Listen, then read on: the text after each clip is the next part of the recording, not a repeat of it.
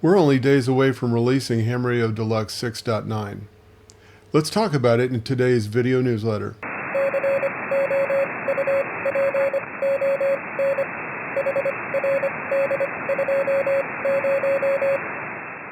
I'm Mike, Whiskey Alpha 9, Papa India Echo with Ham Deluxe. If you find this video useful, give it a thumbs up. Don't forget to subscribe and click the notification bell. Okay, I'm going to do a little bit more of a traditional presentation here. Not to bore everybody with slideshow, but I want to make sure I hit all the points here. But we got good news, so let's talk about it. We're going to talk about when will 6.9 be available. I'm going to hit some frequently asked questions, and then we'll do a little bit of a high-level overview and demo. There will be lots of videos that I'm going to do over the course of the next week or two, where we'll talk about all the enhancements and all the changes and all the features and everything and how you get them, how you use them. There'll be a lot of videos on this because there have been considerable changes to the logbook since version 6.8. As a matter of fact, I'm using it myself, and we'll show that. But I go back to version 6.8 to do testing, and it's honestly a little bit of a letdown. It's quite a bit of a letdown, to be honest. So I know you're going to like it. So the release date, there's no drum roll there, but is Monday, October 27. I don't know exactly what time of the day that's going to be. It may be at midnight UTC. So Sunday night here in the U.S. It might be sometime during the day on Monday the 27th here in the U.S. But it'll be sometime during that period. Just kind of depends on how things go with my my day job, so to speak. But everything's ready to go. I asked the beta testers the other day how they were feeling about it, and several of them said, "I'd vote to release this right now." So it's good. The process, if I could talk about the process a little bit, has been far different, as you might imagine, because a lot of time has transpired. It's been far different than any of the other development cycles. In the past, we might have, let's say, 100 defects that we want to correct, but we've really only got the time to do 2 or 6 of them and then get a release out. And then people were saying, why didn't you fix this? Or why didn't you fix that? Or I don't think you should do anything until you fix all this stuff. Well, in the end, that's kind of what we did. But it was a very comprehensive look.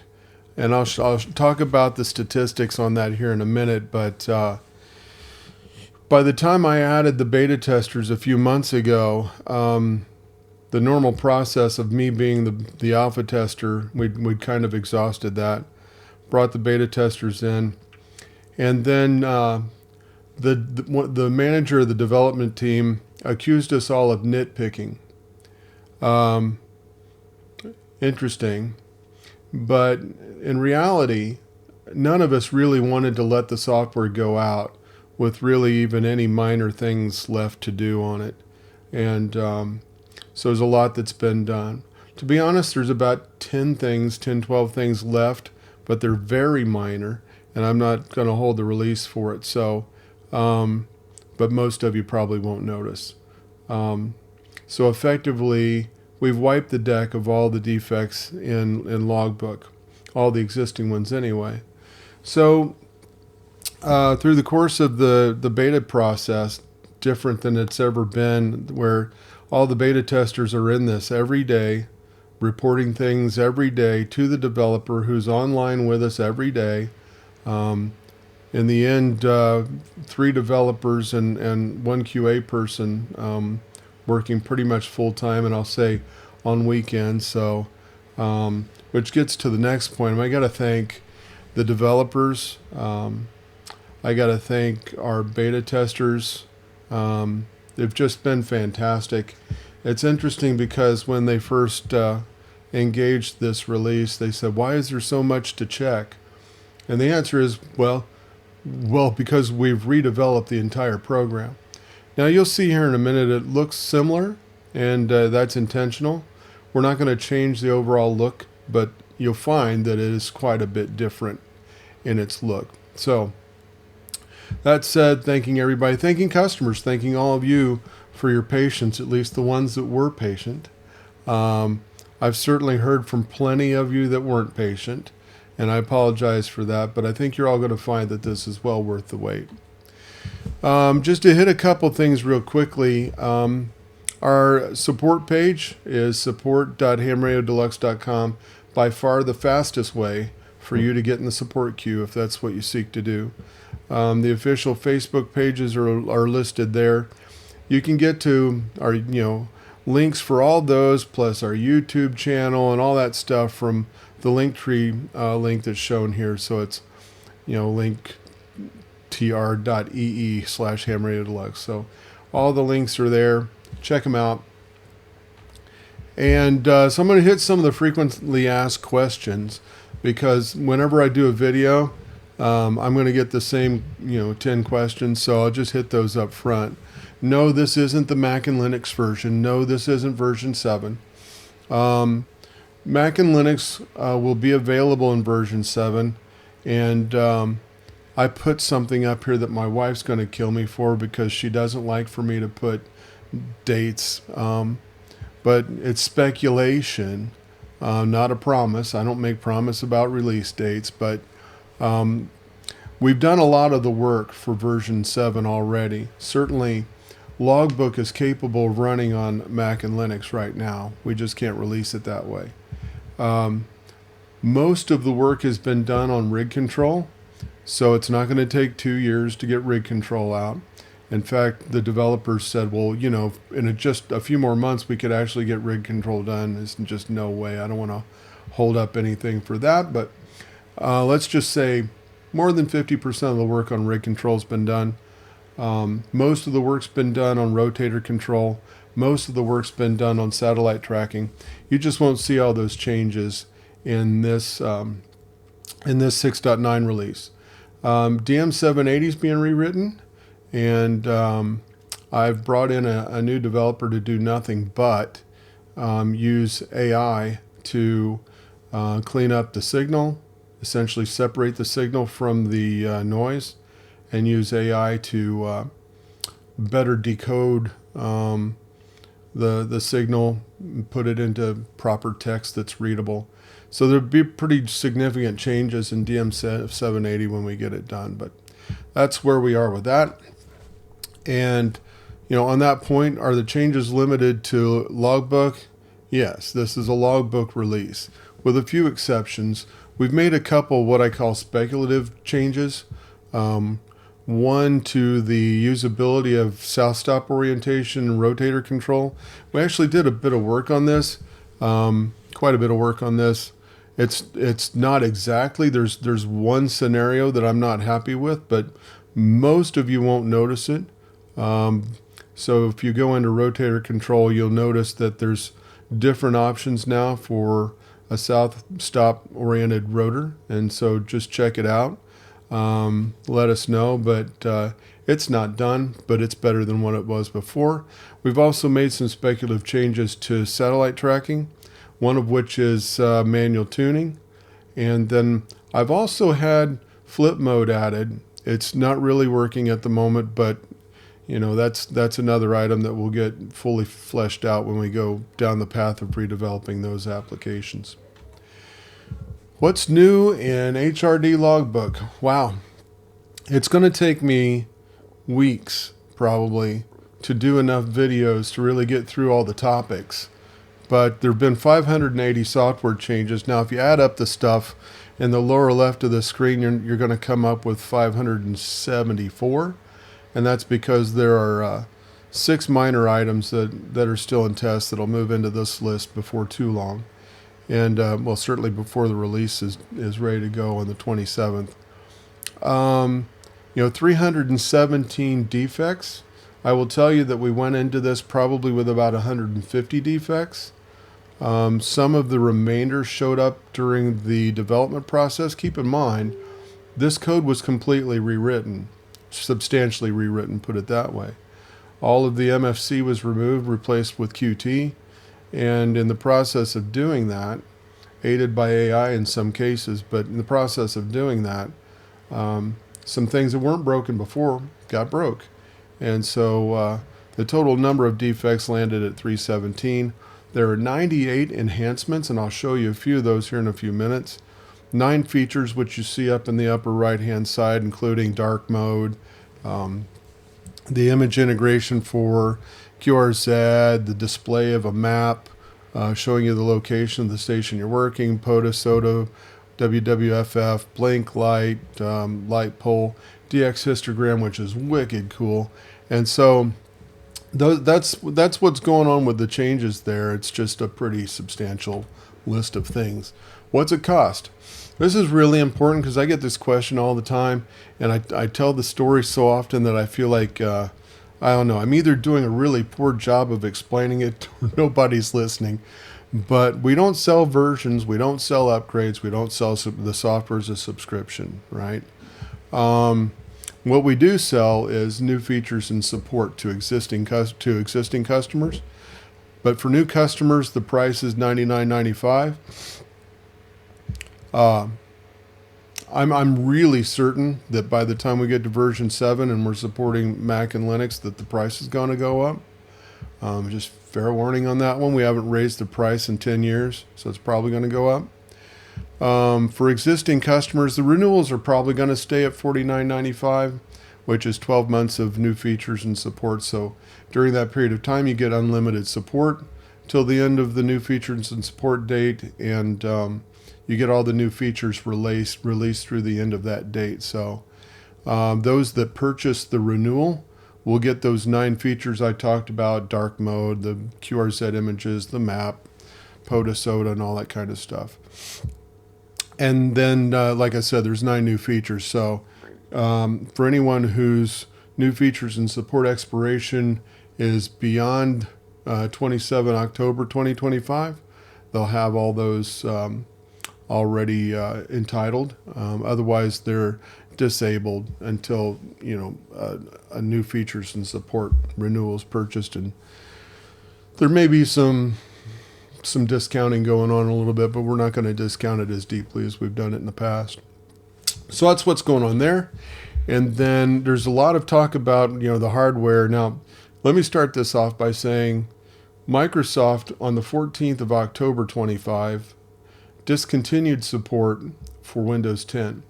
Now, you could say, well, yeah, you can get extended support if you pay for it. That's true, but none of us are going to pay for extended support for Windows 10 on home PCs. That's not going to happen. Maybe some corporate customers will do that, but it's not going to happen for any of us. So they've ended Windows 10 support. Does that mean, and officially that means that we've ended official support for Windows 10. We're not saying it won't run on Windows 10, but you have to have a computer that has AVX2, which is advanced vector extensions, I think is what it is. Introduced in 2014. All Intel PCs since 2016 have had AVX2. Net of it is, any PC that's capable of running Windows 11 will absolutely have AVX2. As far as older PCs running Windows 10, just check it out. As far as PCs running Windows 10 is concerned, you may have AVX2, you may not. Just check it out. There'll be some updates that we'll send out that'll help you be able to determine whether you do or not. But if you've got Windows 10 or Windows 7 and the PC's got AVX2, it'll probably work. But we're not going to do any bug fixes for unsupported versions of Windows. How does it install? Well, it installs like every other previous release. You just download it. You don't have to uninstall what you've got. You just download it and run the executable setup, and it'll install. There's a database migration wizard that runs when you launch the program or when the installer finishes up. The wizard will create a new SQLite database, and it will import your existing logs into those logs. Depending on how many you have, you can select them. Well, there'll be demos about this as well, but you select them and it'll import them into the new SQLite tables. there's a lot of new ADIF fields that have been created since the last time we did an ADIF update. That's all in place now, so that's part of how we're able to make sure that we're going to be able to support it in the long term, is just by coming up with a mechanism to keep the database up to date as far as ADIF fields are concerned. So visual layouts go back to default, and that's because the tool that was used to create the layouts in Logbook version 6.8 used something called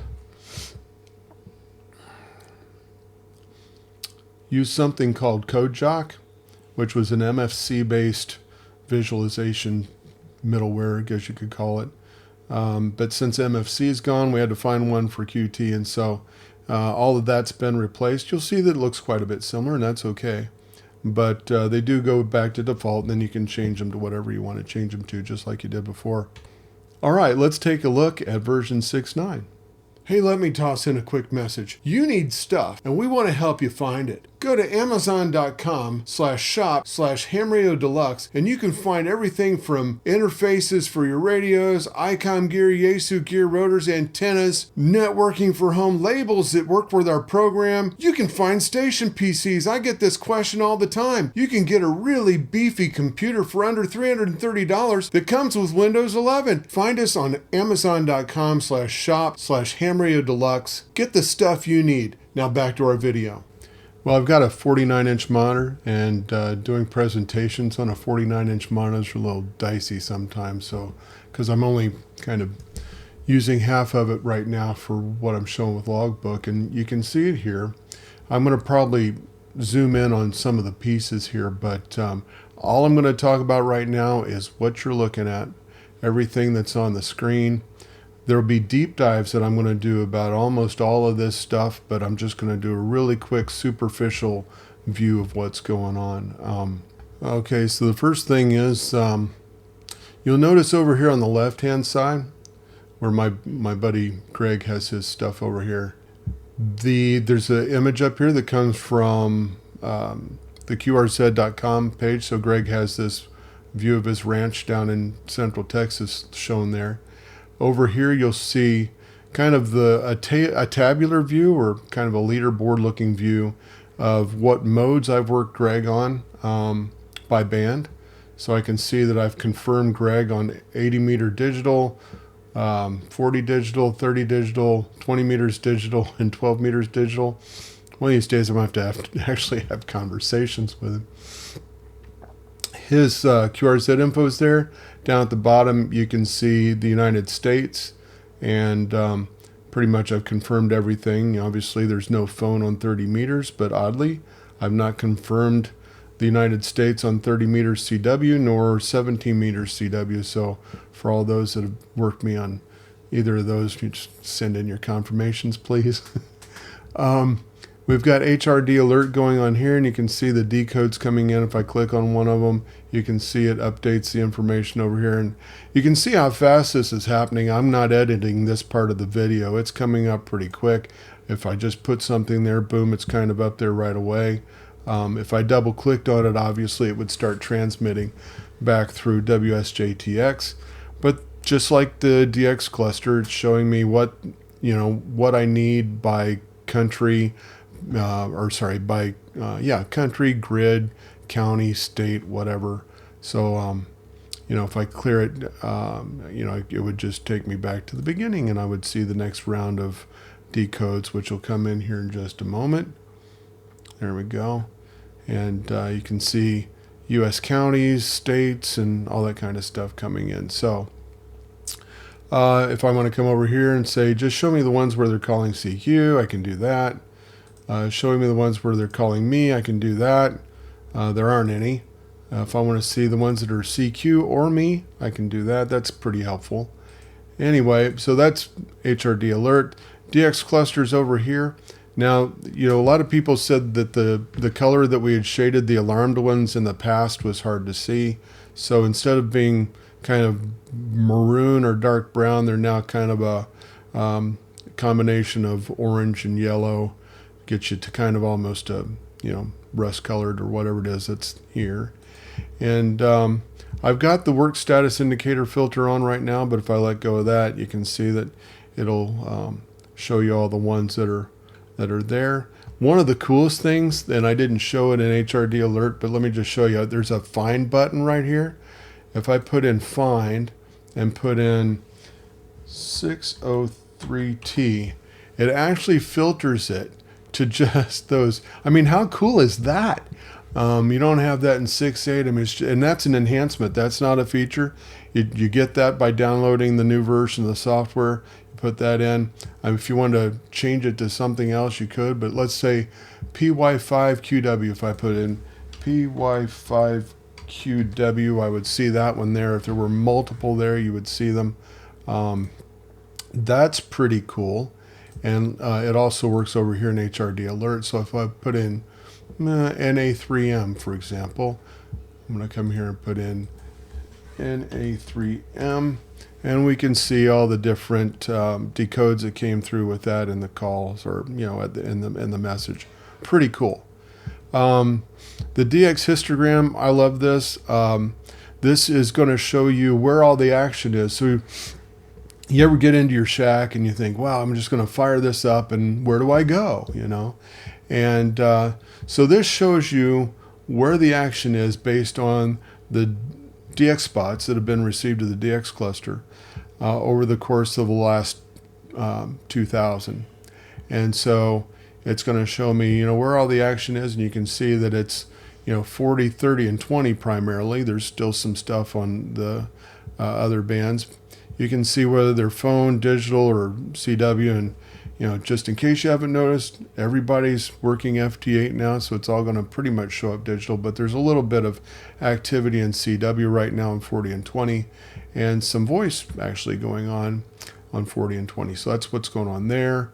The solar progression has changed, so now all the data is there all the way back to 1899. So if you wanted to see every solar cycle since 1899, you got that, or you can just kind of go from 1980, which is what I'm using as the default, but that's what's going on there.